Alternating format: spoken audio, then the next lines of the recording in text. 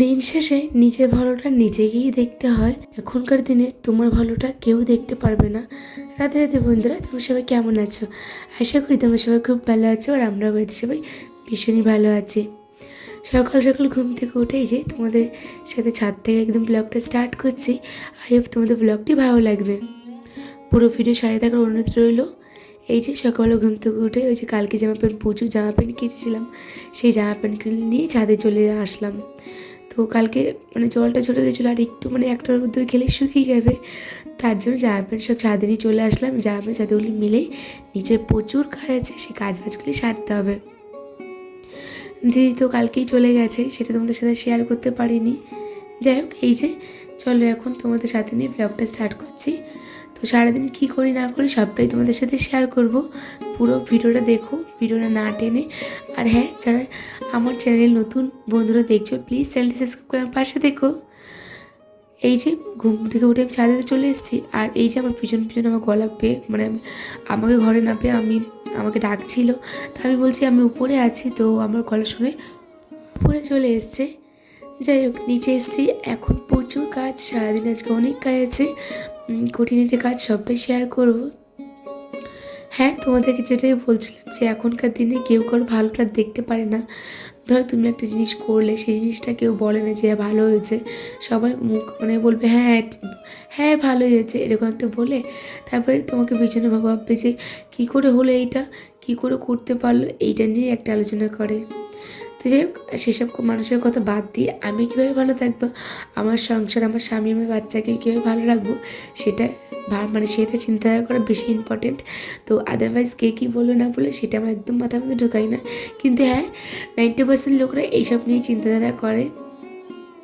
যাক, এই ঘরে বিছানাটা দেখো তোমাদের সাথে গল্প করতে করতে গুছিয়ে নিয়েছি। আর বেশি একটা অগোছলো ছিল না, যেটুকু অগোছলো ছিল আমি গুছিয়ে নিয়েছি। আর কালকে রাত্রে একটু লুচি করেছিলাম, তো সেই লুচি ছোলার ডাল ছিল। সকালবেলা এই যে বাসি কাজবাজ সেরে আমি টিফিনটা সারতে বসে পড়েছি। এখন তো তাও সকালবেলা কাজ করার সময় পাচ্ছি, যেহেতু মেয়ের স্কুল ছুটি তার জন্য। কিন্তু মেয়ের যখন স্কুল খুলে যাবে তখন তার পারবই না। মেয়ের এই 9 তারিখ থেকে স্কুল খুলবে, তো তখন না আমাকে ওই সকালবেলা একদম সকালে উঠতে হবে, মোটামুটি 5টার মধ্যে উঠতে হবে। উঠে মেয়ের টিফিন রেডি করা, তারপরে সংসারের কাজ সবটাই। এখন একটু আলসেমি করছি যে এইটা টাইম পেরিয়ে গেলেও সমস্যা নেই, কিন্তু তখন না সমস্যা হয় একটু, কেন এখন টাইম পুরো চেঞ্জ হয়ে গেছে, তার জন্য একটু অসুবিধা হয়। যাই হোক, অসুবিধা হলে হবে কি, সময়ের সাথে তাল মিলিয়ে চলতেই হবে। সময় যেরকমভাবে যেই গতিতে দৌড়বে, সেই গতিতে এই যে আমাদের মতো হাউস ওয়াইফদের ভীষণ দৌড়তে হয়। তো যারা যারা হাউস ওয়াইফ তারা তো বুঝতেই পারো, সংসারে প্রচুর কাজ থাকে, সে কাজের শেষ থাকে না। যাই হোক, বললাম তোমাদের সব প্রথমেই যে আজকে খুঁটিনিটি প্রচুর কাজ আছে। তার মধ্যে এই যে আমার মা সেদিনকে একটা টেবিল ক্লথ একটা এনে দিয়েছে, এই টেবিল ক্লথটা পাতবো করে পাতা হচ্ছিলো না, মা কালকে দিয়ে গেছে। তার জন্য হলো না, সময় নষ্ট করে লাভ নেই। তো হাতে যখন সময় আছে এখন করে নিই। অ্যাকচুয়ালি হাতে সময় নেই, এখন অনেকটা বেলা হয়ে গেছে। তো আজকে জাস্ট শুধু সিদ্ধ ভাত করবো, এই কাজ বাজের জন্যই না ভাবছি সিদ্ধ ভাত করবো, রাত্রিবেলা একটা অন্য কিছু করে নেব। তার জন্য এই যে এই যে কাচের শিল্পটাকে নামিয়ে ওটাকে টেবিলটার উপর ওয়াল ক্লথটা পেতে দিলাম, টেবিল ক্লথটা পেতে দিয়ে এই শিল্পটাকে একটু মুছে নিলাম। এখন এইটাকে গুছিয়ে জায়গায় রেখে দেবো। যাই হোক, এইটা তো আমি টেবিল ক্লথটা পেতে ফেলেছি, এখন এই শেলফটাকে রাখার ভীষণ চেষ্টা করছিলাম অনেকক্ষণ ধরে, কিন্তু রাখতেই পারছিলাম না। আর রাখতে পারলেও এই টেবিল ক্লথটা পুরো কুঁচকে যাচ্ছে, এলোমেলো হয়ে যাচ্ছে। সেটা ঠিক করতে আমার অনেকটাই সময় লেগেছে। তারপরে চেয়ারের উপর উঠে পাতলাম, রাখলাম এই শেলফটাকে। তারপরে এই যে যেগুলো ছোটো ছোটো জিনিসপত্র ছিল ওই শেলফটার উপর, সেগুলো গুছিয়ে রেখে স্নান টান সেরে এই চলে আসলাম। জানো তো বন্ধুরা, এখন এই বাজে মোটামুটি 3:30 থেকে 4:45, অনেকটা বেলা হয়ে গেছে আজকে। যাই হোক, এই যে এখন স্নান টান সেরে এখন মাথা আসছে, আমি সিঁদুরটা টিপটা পরে নেব। আর তারপরে পুজো দিয়ে নেবো। জানো তো বন্ধুরা, আজকে না এই আমাদের পাশের বাড়ি একটা কাকিদের কাছে প্রচুর ফুল ফোটে। তো আমি তো ফুল পাই না ঠিকঠাক করে। আর হচ্ছে মেয়ের স্কুল বন্ধ বলে আমার বাজার দেখতে যাওয়া হয় না, আর ফুলও আনা হয় না। তার জন্য আমি মানে কালকে দেখলাম যে একটা কাকি বাড়িতে প্রচুর ফুল ফুটে থাকে, 3-4টে সাদা সাদা বড় বড় ফুল গাছ। তো ভাবলাম ওই বাড়িতে গিয়ে কাকিকে বলবো যে ফুল নেব আমি। তো যাই হোক, চলো মাথা ব্যথা আসছে তো নিয়েছি আমি এখন। আর ফুলটা আমি নিয়ে এসেছি মোটামুটি স্নান করতে যাওয়ার আগে ফুল তুলে নিয়ে এসেছি। তো যাই হোক, এখন আমি একটু মুখে অ্যালোভেরা জেল মেখে নিচ্ছি, আর একটু ঠোঁটে একটু বোরলিং দিয়ে দিচ্ছি। ঠোঁটে একটু ড্রাই হচ্ছিলো তার জন্য। যাই হোক, চলো এখন যাবো ঠাকুর ঘরে। তার আগে দেখো আমার মেয়েকে ঘুমাতে বলেছি, তো মেয়েও বলছে মা আমার কাছে একটু আসো। তো যাই হোক, মেয়েকে একটু হাতটা বুলিয়ে দিলাম, তারপরে দেখলাম ও ঘুমিয়ে পড়েছে। যাই হোক, চলো এখন এই যে পুজো দিতে চলে এসেছে। আর এই যে এক প্লাস্টিক হচ্ছে সাদা ফুল, আমার ভীষণ পছন্দের এই একটা ফুল। কেন বলতো, যেহেতু সাদা, তার মধ্যে হচ্ছে আসনে সাদা ফুল দিলে না, সাদা ফুল মানে আসনটা পুরো ধবধবে সাদা হয়, আর মানে আসনটা ফুটে ওঠে ওঠে অন্যরকমভাবে। তার জন্য আমার এই সাদা ফুলটা বেশি পছন্দ। আর একটু বড় বড় তো দেখতে ভালো লাগছে। কি দেখো, আমি সাজাবো আমার আসনটাকে আজকে, মানে তোমাদের দেখে এত ভালো লাগবে না, আমার তো সামনে দেখে ভীষণই ভালো লাগছে। আর আশা করি তোমাদেরও খুব ভালো লাগবে আজকে আমার ঠাকুর আসনটা সাজানো দেখে। ফুলগুলো ঠিক মানে এত বড় বড় বলার মতো না, মানে প্রচুর, আমি তোলার পর প্রচুর ফুল ফুটেছিল। তো যাই হোক, এদিকে দেখো আমার সাজানো হয়ে গেছে। এখন ঠাকুরকে আজকে এই প্রথম আম দেবো আজকে ঠাকুরকে। তো যে প্রথম আম ঢোকানোর সময় আমার ঠাকুরকে দেওয়াটা উচিত ছিল, কিন্তু আমার মাথায় ছিল না। আজকে হলো না ঠাকুরকে তো এবারে টাম দেওয়া হলো না, তো ওই জন্য একটু আম আজকে ঠাকুরকে ভোগে দেবো। আর হাজব্যান্ডকে ফোন করে বললাম একটু লিচু টিচু নিয়ে এসো, তো কারণ ঠাকুরকে একটু লিচু ভোগে দেওয়া হয়নি। যাই হোক, এই যে আমি এখন ঠাকুরের ভোগটা মানে বানিয়ে নেব। আর এই যে দেখলাম প্রদীপের তেলটা পুরো শেষ হয়ে এসছে, তাই তেলটা ঢেলে নিলাম।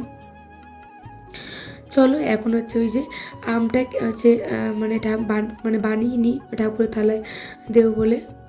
যাই হোক, এদিকে দেখো আমি ওই যে ঠাকুরের বড়িটা বের করে নিয়েছি, এখন আমটা বানিয়ে নেব। আর জানো তো আমার তো তুলসী গাছটা যেটা ছিল, যেটা মানে পুজো দিতাম, সেটা গাছটা না মারা গেছে। তো ওই জন্য মানে একটা নতুন তুলসী গাছ আমার আনতে হবে।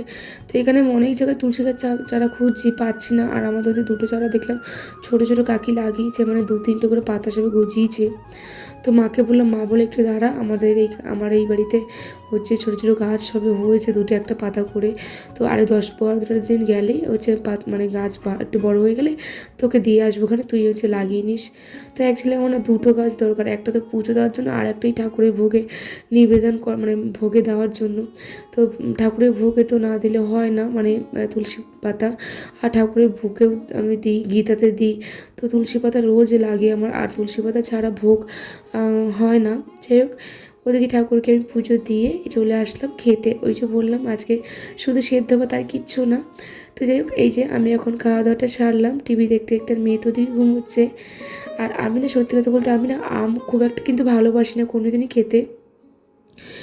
মানে আমি যখন ওই বাড়ি ছিলাম, আমার শাশুড়ি মা আমার হাজব্যান্ড মেয়েকে যখন আম কেটে দিতাম, তখন আমার শাশুড়ি মা বলতো যে আর না আম একটু খাওয়া, এই আম চলে গেলে আবার সামনের বছর।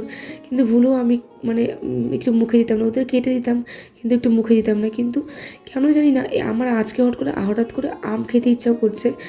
যাই হোক, আমার হাজব্যান্ড বলে যে একটু আম খাও, কিন্তু আমি কোনো সময় খেতে চাই না। কিন্তু আমার হাজব্যান্ড যদি জানে যে আমি আম খাচ্ছি, এই জিনিসটা যদি দেখে আমার হাজব্যান্ড ভিডিওতে, তো আমাকে তো কিছু বলবে, এই যে তুমি আম খাচ্ছ বা কিছু। কিন্তু হট করে আমার আম খেতে ইচ্ছাও করছে। ওই ঠাকুরকে একটু ভোগে দিয়েছিলাম, সেই আমটাই আমি একটু খেলাম। আর ওই আম একদম যে পেকে একদম মজে যায়, সেই আম একদম আমি খাই না। ওই আমটা পেকে যাবে কিন্তু পুরো শক্ত থাকবে, সেই আমটাই আমি একটু খাই। মানে মানে খেতে ইচ্ছা করে না, কিন্তু যেটি খেতে ইচ্ছা করে ওটা খাই। কিন্তু আজকে আমার আম খেতে খুব ইচ্ছা করছিলো, তো ঠাকুরের যে ভোগে দিয়েছিলাম সেই আমটা আজকে খেলাম। যাই হোক, তারপরে মেয়ে ঘুম থেকে উঠলো, ওকে চুল টুল বেঁধে দিলাম। দেওয়ার পর বেড কাভারটা এই যে চেঞ্জ করতে চলে আসলাম। বেড কাভারটা অ্যাকচুয়ালি নোংরা হয়নি, মানে একটু ডিসকালার হয়ে গেছিলো, কিন্তু ভালো লাগছিলো না, মানে ঘরে না ঠিক শোভা দিচ্ছিলো না চাদরটা। তার জন্যই বেড কাভারটা চেঞ্জ করে নিলাম। আর আমার সাদা তো ভীষণই পছন্দ, তোমরা যারা ব্লগ আমার দেখো তারা তো জানোই আমার সাদা ভীষণ পছন্দ। তার জন্যই হচ্ছে আমি চাদরটা চেঞ্জ করে ফেললাম। একটু দেখতে কেমন লাগছিলো, একটু পুরনো পুরনো চাদরটা, তাই জন্য চেঞ্জ করে নিলাম। যাই হোক, চাদরটা তো পাতা হয়ে গেছে, এখন এই যে বালিশের খাবারগুলি চেঞ্জ করে নিলাম। ওই যে চাদরটার মধ্যে একটু ব্লু কালারের আছে ফুল আছে, তার জন্য এই সাদা আর ব্লু কালারের কোলবালিশটা বার করে নিলাম। আর হচ্ছে ম্যাচিং তো ছিল না, এই বেড কাভারটা আমার মা আমাকে দিয়েছিল, সেট দেয়নি, শুধু সিঙ্গেল দিয়েছিল, তার জন্য এটার সাথে কোনো সেটের বালিশের কাভার বা পাঁচ বালিশের কাভার নেই। তো তারপরে একটু ম্যাচিং করে যেগুলি ছিল সেগুলি আমি এই যে কাভারগুলি ভরে নিলাম।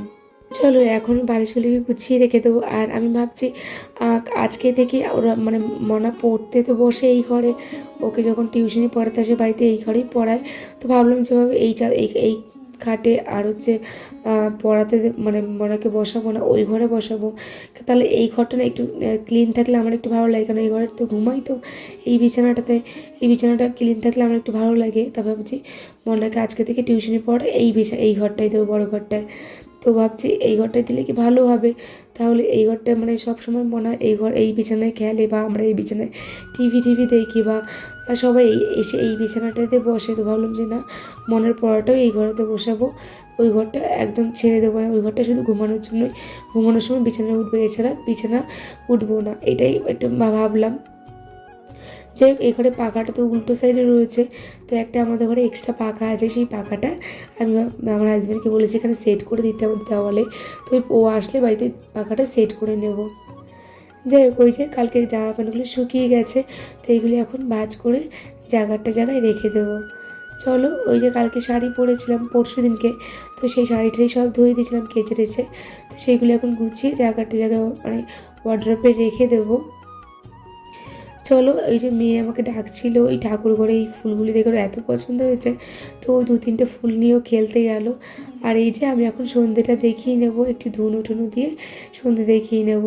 আর মেয়ে এখন খেলছে, চুল টুল বেঁধে দিয়েছিলাম, তো একটু পরে ওকে বই নিয়ে বসাবো, তার আগে আমি একটু কফি খেয়ে নিই। আর সকালবেলা মনা খুব বায়না করছিল, আজকে ওই বাড়ি যাওয়ার কথা ছিল, তো ও খুব বায়না করছিল, তো আমি ওকে তখন বললাম যে একটু কিছু কারণের জন্য আমার যাওয়া হয়নি, তো ওকে বললাম মা। তো এখন আগে সন্ধে, আর আমি একটু কফি টফি খেয়ে নিচ্ছি, আর মেয়ে আর আমি রেডি হয়ে গেছি। এখন মনে একটু বাইরের একটু মোমো বা কিছু একটু খাবে বলছে, তো আজকে আমার বাগুইহাটি যাওয়ার কথা ছিল, তা যেতে পারিনি, তো সেই কারণে ওকে সকালবেলা প্রমিস করেছিলাম যে তোকে একটু বিকেলবেলা ঘুরিয়ে নিয়ে আসবো, বাইরে কিছু খাইয়ে নিয়ে আসবো, তো সেটার জন্য যাচ্ছি। আর আমি না একটু চুলটা কাটবো, আর আইব্রোটা মানে ভ্রুটা তুলবো। তো যাই হোক, চলো বেরোই, তারপরে তোমাদের সাথে কথা বলছি। যাই হোক, চলো, এই যে বেরিয়ে পড়েছি। আর তোমাদেরকে দেখাবো আমাদের এখানে একটা শ্মশান মোড় বলে একটা জায়গা আছে, ওই শ্মশান মোড় মানে এইখানে শ্মশানে আগে মানুষ পোড়ানো হতো, তাই এখন আর পোড়ানো টোড়ানো হয় না, কিন্তু এটা এই ঠাকুর মানে মা কালীকে পুজো টুজো করা হয়। এই যে ঠাকুরঘর মানে ঠাকুর জায়গাটা হচ্ছে এরকম। যাই হোক, আয়ের সঙ্গে মনাকে একটু রোল কিনে দিলাম, যেহেতু ওকে বলেছে খাওয়াবো, তো রোল টোল কিনে বাড়ি চলে এসেছি। চলো টাটা, সবাই ভালো থেকো, সুস্থ থেকো। ব্লগটি কেমন লাগলো জানি।